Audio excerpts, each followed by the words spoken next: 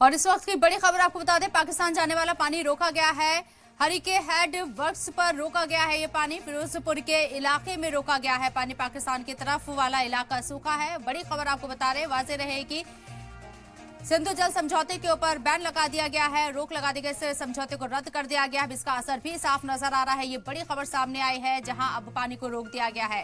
Harike head works पर पानी को रोका गया, फिरोजपुर के इलाके में पानी को रोका गया है। पाकिस्तान की तरफ वाला इलाका सूखा पड़ा है। पाकिस्तान को इसके नतीजे जब भुगतने होंगे, जिस तरीके से सीमा पार से दहशतगर्दी को बढ़ावा दिया जा रहा है और लगातार लोगों को निशाना बना रहा है पाकिस्तान, जिस तरीके से घुसपैठ कर आता है आतंकियों के जरिए और फिर इतनी बड़ी वारदात को अंजाम दिलवाया गया। उसके बाद से पाकिस्तान के ऊपर कई सैंक्शन लगाए गए हैं, जिसमें सिंधु जल समझौता भी रद्द कर दिया गया है और अब इसका असर साफ नजर आ रहा है। पाकिस्तान जाने वाला पानी रोक दिया गया। हरिके हेड वर्क्स पर इस पानी को रोका गया है। फिरोजपुर के इलाके में पानी रोकने से पाकिस्तान की तरफ वाला इलाका सूखा पड़ा है।